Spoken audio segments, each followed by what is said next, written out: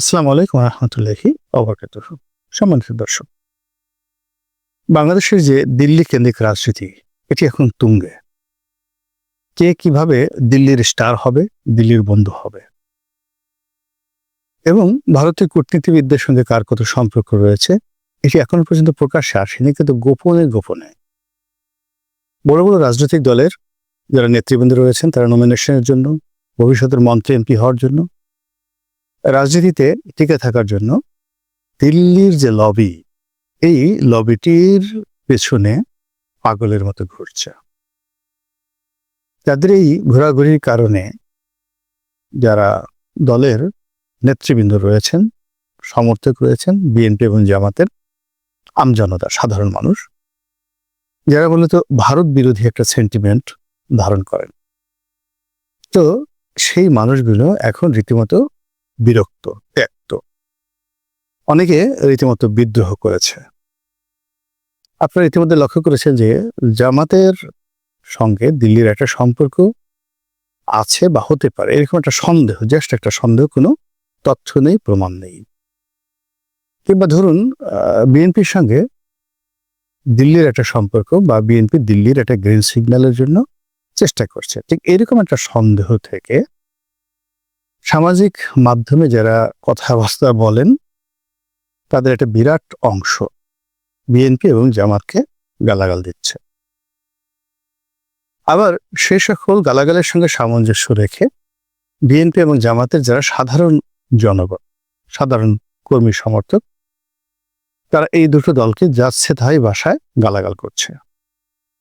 বিশেষ করে বিএনপির শীর্ষ নেতা জনাব তারেক রহমান সাহেব এবং নায়েবে আমির, নয় ঠিক আমিরে জামাত, এবং দ্বিতীয় ব্যক্তি নায়েবে আমির যিনি রয়েছেন, একজন ভদ্রলোক, সাবেক সংসদ সদস্য ছিলেন, শিবিরের সভাপতি ছিলেন, যাকে বলা হয় ভারতের এজেন্ট। এই মোট তিনজন মানুষকে, আরো একজন মানুষ আছেন আমির খুসরো মাহমুদ চৌধুরী এবং জনাব টুকু, ইকবাল মাহমুদ টুকু, তো তাদেরকে টার্গেট করে, অর্থাৎ বিএনপির তিনজন এবং জামাতের এই দুইজন, তাদেরকে টার্গেট করে বিএনপির নেতাকর্মীরা, জামাতের নেতাকর্মীরা এবং তাদের কর্মী সমর্থক, এবং একই সঙ্গে যারা সামাজিক মাধ্যমে বা মিডিয়া জগতে, মূলধারার গণমাধ্যমে, টকশোতে বিএনপি এবং জামাতকে দীর্ঘদিন ধরে সাপোর্ট দিয়ে আসছিলেন, এবং তাদের আজকের এই অবস্থায়, অর্থাৎ আজকে হাসিনা পরবর্তী সময়ে জামাত যে স্বপ্ন দেখছে ক্ষমতায়, বিএনপির স্বপ্ন দেখছেন, এই স্বপ্নর বাস্তবায়নে যারা বিভিন্ন সময়তে কাজ করেছেন, তারা তো একেবারে তেলে বেগুনে রেগে মেগে যা মুখে আসে সেইভাবে গালাগাল করছে, এবং তাদের সেই গালাগালের বিরুদ্ধে বিএনপি এবং জামাত, এই দুটো দলই সরাসরি প্রতিবাদ করতে পারছে না, না পারছে পক্ষে বলতে, না পারছে বিপক্ষে বলতে।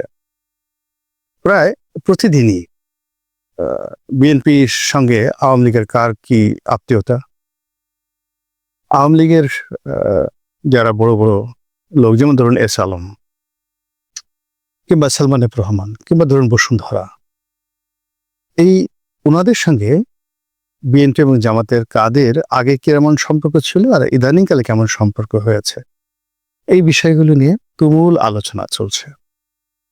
এবং সেই আলোচনার মধ্যে আমরা ভুলেই গেছি যে গত কয়েক মাসে এই ইউনূস সরকার ক্ষমতা আসার পরে নতুন করে কয় লাখ রোহিঙ্গা বাংলাদেশে ঢুকলো। আমেরিকা কি চাচ্ছে, ভারত আসলে এখানে পার্বত্য অঞ্চলে কি খেলাধুলা করছে, কিংবা এখানে ভারত কিভাবে আওয়ামী লীগকে পেট্রন করার চেষ্টা করছে, এই জিনিসগুলো নিয়ে আমরা আলোচনা করতে ভুলে যাচ্ছি।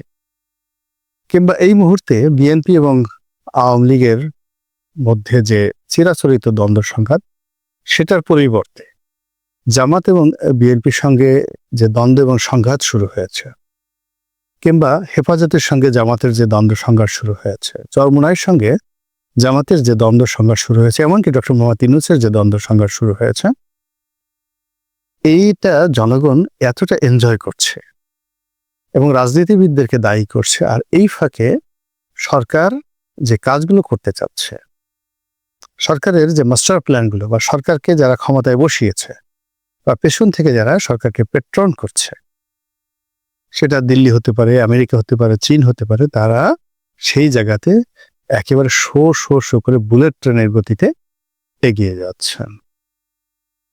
তো এই যে একটা অবস্থা, সে অবস্থাতে তিন ধরনের সমস্যা।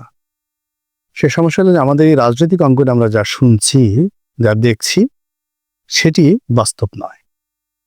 এর পেছনে আরো খেলাধুলা আছে। ফলে আমরা এক ধরনের ধোঁয়াশার মধ্যে পড়েছি সাধারণ আমজনতা। রাজনৈতিক দলগুলোর মধ্যে একটা ব্রিজ থাকে। একটা হলো বাইরে রাজপথের আন্দোলন থাকে, আর ভিতরে একটা সমঝোতা থাকে। এখন দুটোই বন্ধ। বাইরে এরকম কোনো প্রকাশ্য শত্রুতা, প্রকাশ্য বন্ধুত্ব নেই। একেবারে ছেলে খেলামূলক কতগুলো বৈঠক, ছোট ছোট রাজনৈতিক দলের সঙ্গে বিএনপি বৈঠক করছে। জামাতের আমির সাহেব চরমনায়ের আমির সাহেবের সঙ্গে দেখা করতে গেছেন। এরকম যে বিষয়গুলো, এগুলো একেবারে যাকে বলা হয় আপনার খুব মাথা ব্যথা হয়েছে, একটু নিক্স বা ভিক্স আপনি মেখে দিলেন কপালে। ঠিক এইরকম রাজনৈতিক কর্মকাণ্ড কিন্তু সত্যিকার অর্থে জনগণকে সম্পৃক্ত করে যে রাজনৈতিক কর্মকাণ্ড, সেটা গত 7 মাসে কোনো রাজনৈতিক দল করতে পারেনি। এর মধ্যে বেশ কয়েকবার আবেগ তাড়িত হয়ে কিছু কাজ হয়েছে। যেমন ধরুন, ভারত যখন সার্জিক্যাল স্ট্রাইক করতে চাইবে, তখন রাজনৈতিক ঐক্যমত তৈরি করার জন্য ইউনূস সাহেব ডাকছেন, সবাই সেখানে হুড়মুড় করে গেছেন।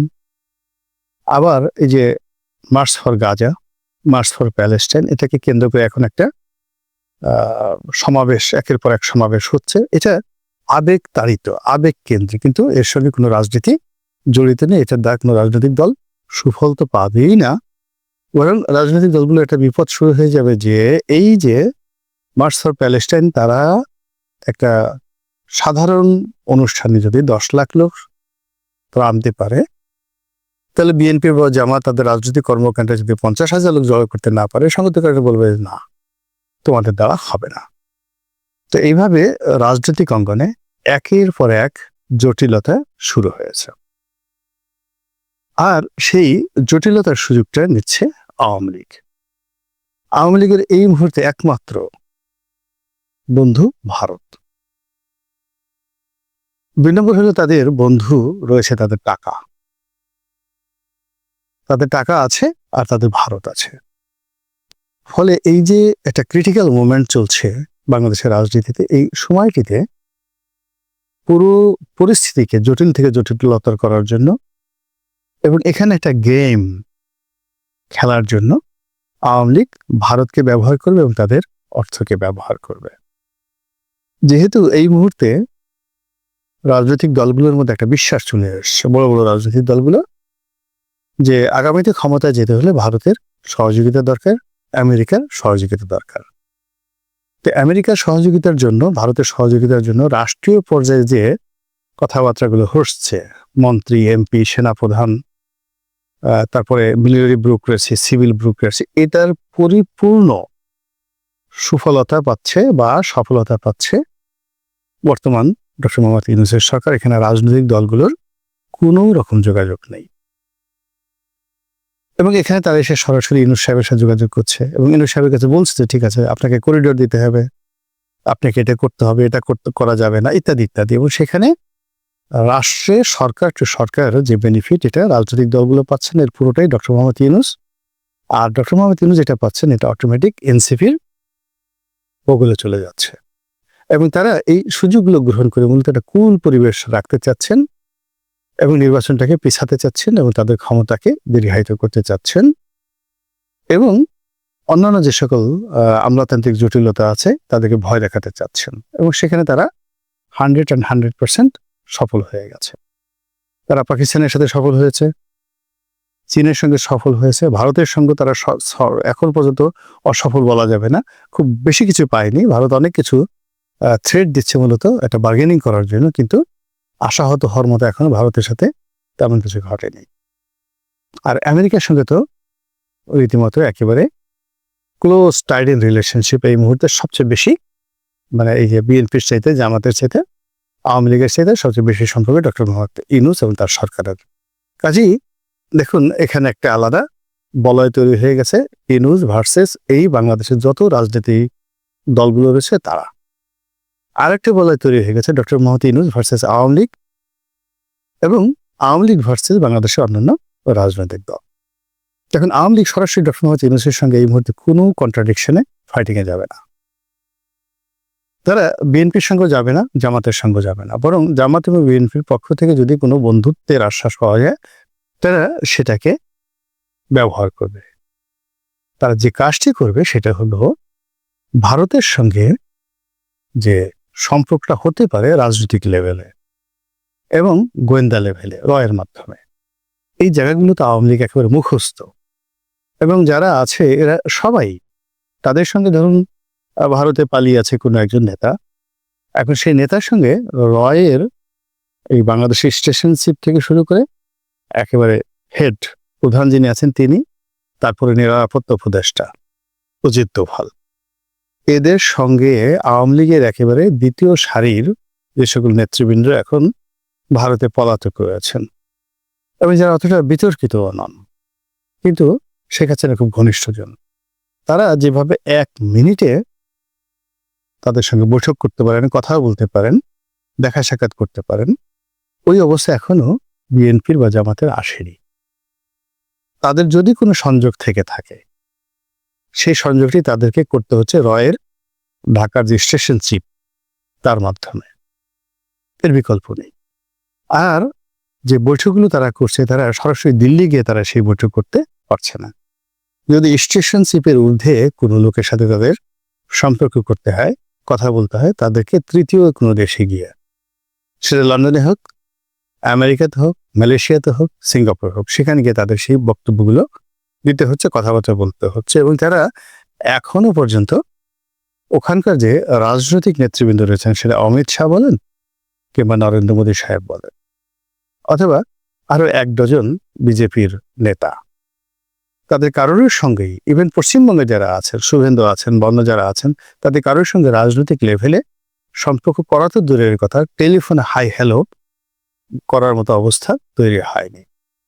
এখন এই যে রাজনীতির বাইরে গিয়ে যে কেবল গোয়েন্দা লেভেলে যে সম্পর্কটি হয়ে গেছে বা হচ্ছে বা চেষ্টা হচ্ছে, এটাকেও আওয়ামী লীগ বন্ধ করতে চাচ্ছে এবং এটা সম্ভব।